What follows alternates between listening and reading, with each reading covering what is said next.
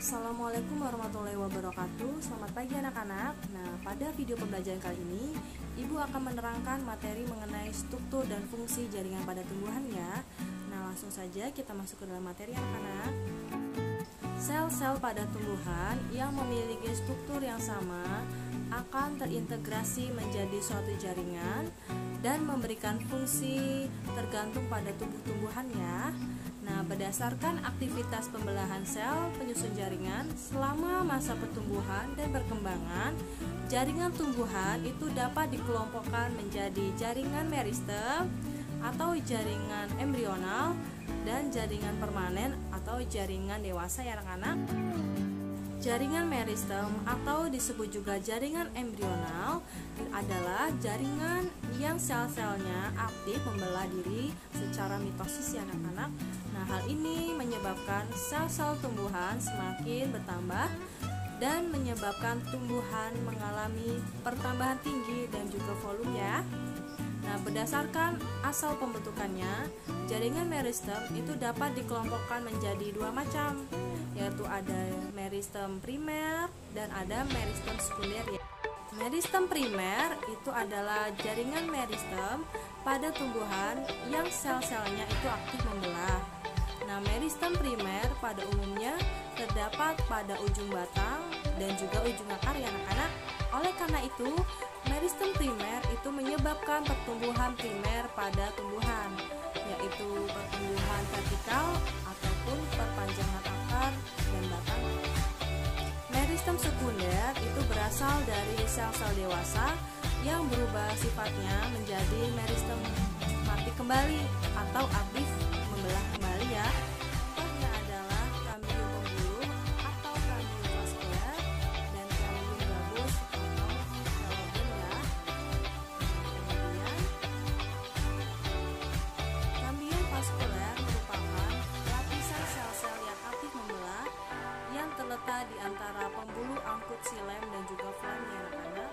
Nah, kambium vaskuler ini banyak terdapat pada batang dan akar tumbuhan dikotil.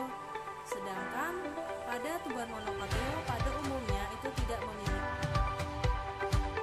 Aktivitas kambium ini itu menyebabkan tumbuhan mengalami pertumbuhan sekunder sehingga batang menjadi besar ya.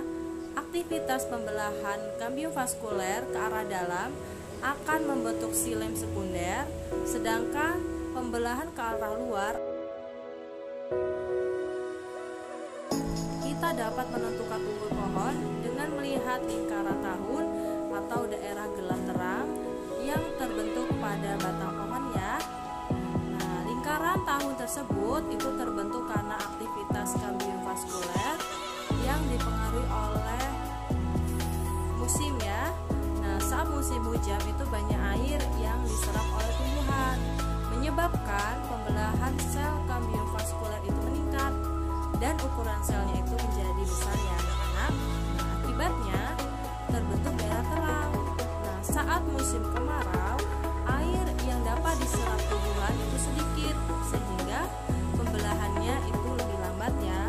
Sel-sel hasil pembelahan tersebut memiliki ukuran yang kecil dan juga rapat sehingga terbentuk daerah gelap pada daerah batangnya. Kemudian ada jaringan dewasa atau disebut dengan jaringan permanen, itu merupakan jaringan yang bersifat non-meristematik atau tidak aktif membelah ya. Jaringan ini berasal dari pembelahan sel-sel meristem primer dan sel-sel meristem sekunder yang telah mengalami diferensiasi atau mengalami perubahan bentuk sehingga memiliki fungsi tertentu ya.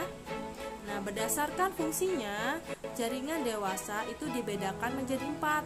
Ada jaringan pelindung, jaringan dasar, jaringan penyokong, dan jaringan pengangkut ya. Nah, jaringan pelindung itu terdapat di seluruh permukaan luar tumbuhan ya.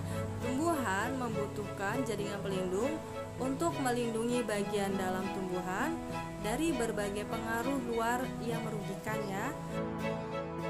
Contoh dari jaringan pelindung yaitu jaringan epidermis ya. Sel-sel epidermis itu dapat berkembang atau mengalami modifikasi menjadi alat pelindung tambahan. Misalnya ada stomata atau mulu daun, sisik, trikoma atau ramu daun. Jaringan dasar merupakan jaringan yang hampir terdapat pada seluruh bagian tumbuhan ya. Nah, jaringan dasar itu seringkali disebut dengan jaringan pengisi. Nah, jaringan ini itu berperan penting dalam semua proses fisiologi atau metabolisme pada tumbuhan ya. Contoh dari jaringan dasar ini yaitu ada jaringan parenkim. Nah, jaringan parenkim ini dapat berdiferensiasi menjadi banyak jenis jaringan parenkim lain. Nah, misalnya pada buah dan umbi ya. Nah, parenkim itu berdiferensiasi menjadi parenkim cadangan makanan yang berfungsi untuk menyimpan cadangan makanan bagi tumbuhan ya. Nah, pada daun itu jaringan parenkimnya berdiferensiasi menjadi jaringan palisade dan juga jaringan bunga karang, di mana berfungsi untuk proses fotosintesis. Kemudian ada jaringan penyokong yang merupakan jaringan yang berperan untuk menunjang bentuk tubuh tumbuhan ya.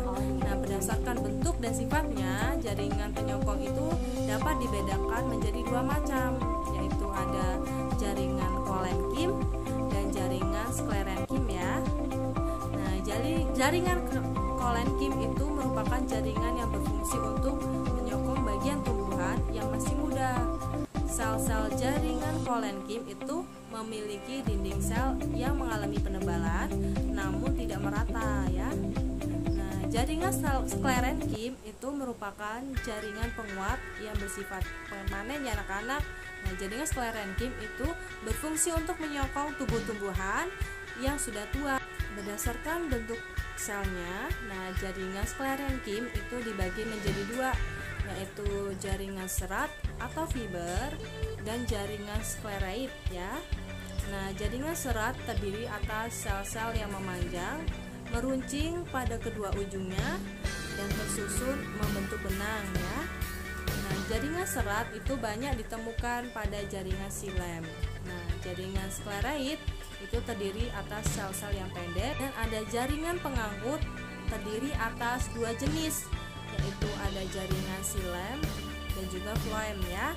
Nah, xilem berfungsi untuk mengangkut air dan juga zat-zat terlarut di dalamnya dari akar menuju ke daun ya.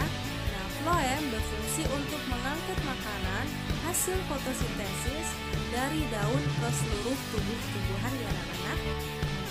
Sekian materi yang dapat Ibu sampaikan pada video pembelajaran kali ini anak-anak. Semoga dapat bermanfaat. Wassalamualaikum warahmatullahi wabarakatuh.